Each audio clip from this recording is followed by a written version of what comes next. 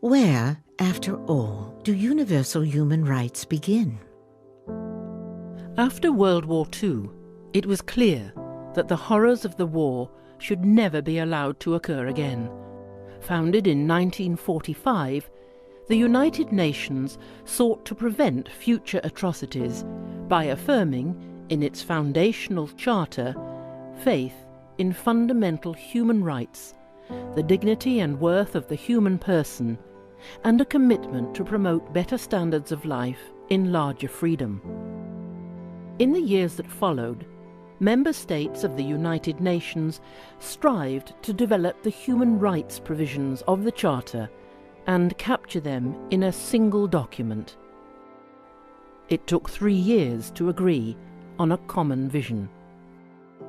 On the 10th of December, 1948, the General Assembly of the United Nations adopted the Universal Declaration of Human Rights as a common standard of achievement for all peoples and all nations. Still, it is the first step in a great evolutionary process.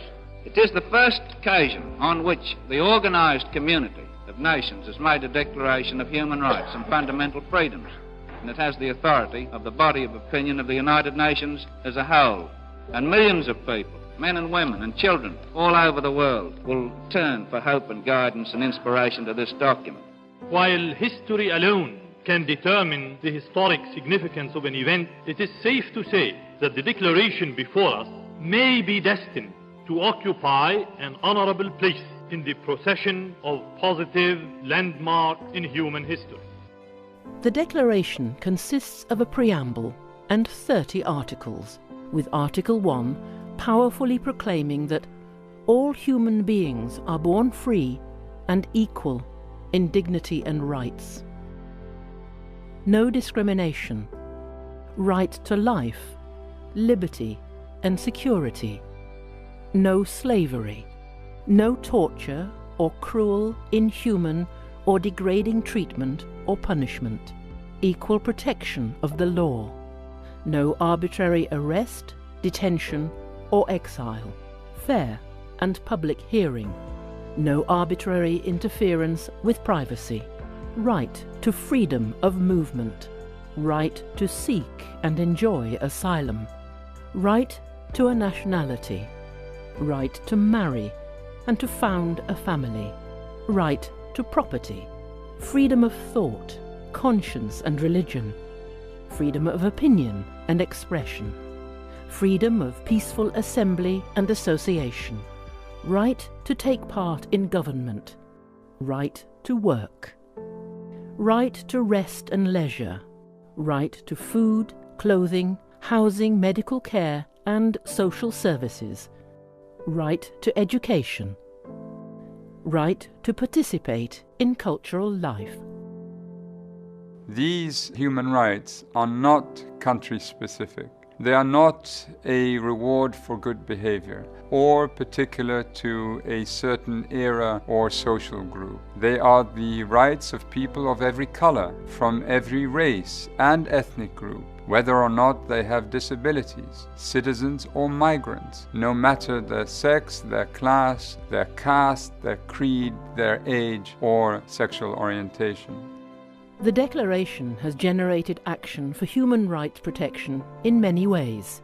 It has inspired hundreds of human rights instruments that together constitute international human rights law and a number of international bodies and mechanisms for human rights protection.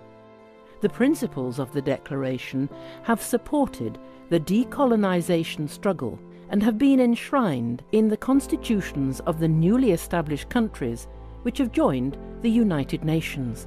The Declaration has inspired national and regional human rights protection systems, including legislation and institutions. And it continues to guide the work of human rights defenders and advocates worldwide. Today, the Declaration is available in more than 500 languages and dialects, and it has obtained the Guinness World Record for the most translated document in the world. The 10th of December, the day on which the Declaration was adopted, is celebrated each year as Human Rights Day. the Declaration emphasizes the relevance of human rights in our daily lives. Where, after all, do universal human rights begin? In small places, close to home, so close and so small that they cannot be seen on any maps of the world. Yet they are the world of the individual person, the neighborhood he lives in, the school or college he attends, the factory, farm, or office where he works. Such are the places where every man, woman, and child seeks equal justice, equal opportunity, equal dignity without discrimination. Unless these rights have meaning there, they have little meaning anywhere. Without concerted citizen action to uphold them close to home, we shall look in vain for progress in the larger world.